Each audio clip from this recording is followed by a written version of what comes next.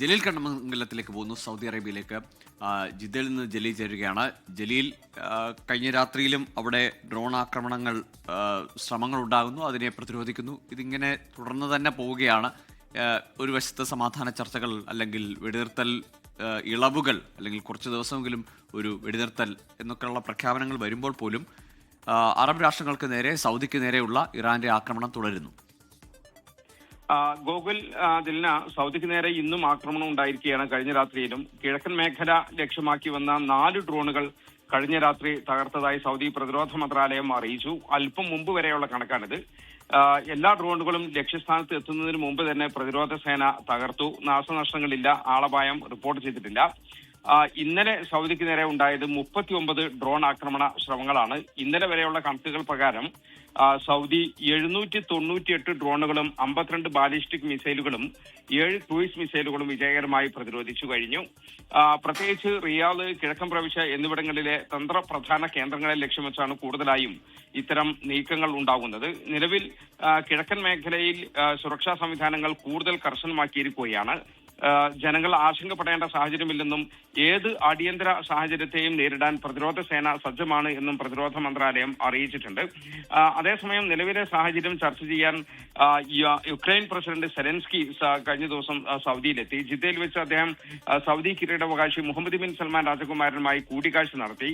ഈ Ukraine Russia പ്രതിസന്ധിയുടെ ഏറ്റവും പുതിയ കാര്യങ്ങളും ഇതോടൊപ്പം തന്നെ ഇരുവരും ചർച്ച ചെയ്തു.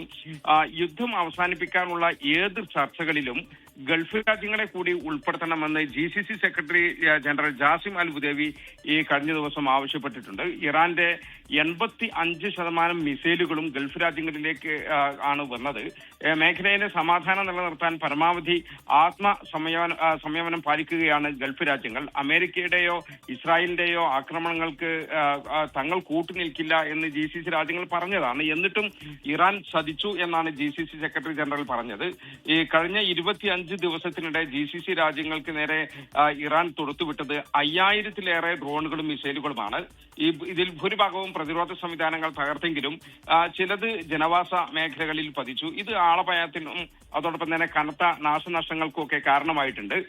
മുമ്പ് പ്രോക്സി ഗ്രൂപ്പുകൾ വഴിയായിരുന്നു ഇറാൻ ഗൾഫ് രാജ്യങ്ങൾക്ക് നേരെ ആക്രമണം നടത്തിയിരുന്നത്. എന്നാൽ ഇപ്പോൾ ഇറാൻ നേരിട്ടാണ് ആക്രമണം നടത്തുന്നത്. ഇത് മേഖലയിൽ വലിയ സുരക്ഷാ ഭീഷണി ഉണ്ടാക്കുന്നുണ്ട് എന്നാണ് വിലയിരുത്തൽ. മറ്റൊരു പ്രധാനപ്പെട്ട തീരുമാനം സൗദിയുടെ ഭാഗത്തു നിന്നുണ്ടായിരിക്കുന്നത് ഈ സംഘർഷത്തിന്റെ പശ്ചാത്തലത്തിൽ GCC രാജ്യങ്ങളിൽ നിന്നുള്ള ഈ ഇറക്കുമതിക്കും കയറ്റുമതിക്കും ഒക്കെ ഏർപ്പെടുത്തിയിരുന്ന സ്റ്റോറേജ് ഫീസിൽ ഇളവ് നൽകി എന്നതാണ്. 2 മാസത്തേക്കാണ് ഈ ആനുകൂല്യം ലഭിക്കുക. സൗദി അറേബ്യയും മറ്റു GCC രാജ്യങ്ങളും തമ്മിലുള്ള ഈ വ്യാപാര ബന്ധം മെച്ചപ്പെടുത്തുക, ചരക്ക് നീക്കം വേഗത്തിലാക്കുക, അതോടൊപ്പം തന്നെ ബിസിനസ് മേഖലയ്ക്ക് സാമ്പത്തിക ആശ്വാസം നൽകുക തുടങ്ങിയവയാണ് ഈ നീക്കത്തിന് പിന്നിൽ. തുറമുഖങ്ങളിലും വിമാനത്താവളങ്ങളിലും ഒക്കെ ചരക്കുകൾ സൂക്ഷിക്കാനുള്ള ചെലവ് കുറയുന്നത് വഴി വ്യാപാരികൾക്കും അതോടൊപ്പം കമ്പനികൾക്കും ഒക്കെ വലിയ സാമ്പത്തിക ലാഭം ഉണ്ടാക്കും. ഇത് വിപണിയിലെ ഉൽപ്പന്നങ്ങളുടെ വില നിയന്ത്രിക്കാനും സഹായിക്കും.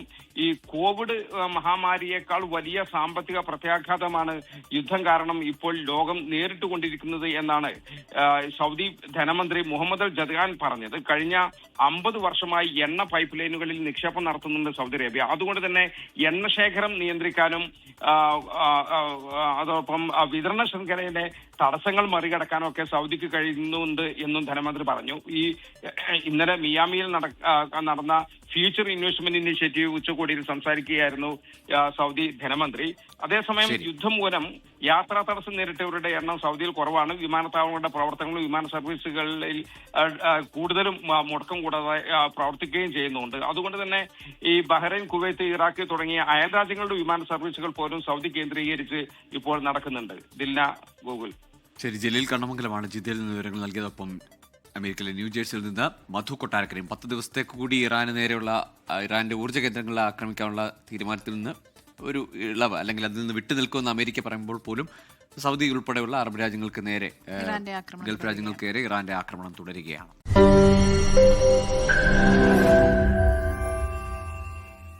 ലോകത്തെവിടെയായാലും ഏത് സമയത്തും 24 വാർത്തകളും ഓഗ്മെന്റഡ് റിയാലിറ്റി പാക്കേജുകളും എക്സ്പ്ലെയിനറുകളും വിശദമായി കാണാൻ ഞങ്ങളുടെ YouTube ചാനൽ നിങ്ങൾക്ക് സബ്സ്ക്രൈബ് ചെയ്യാം.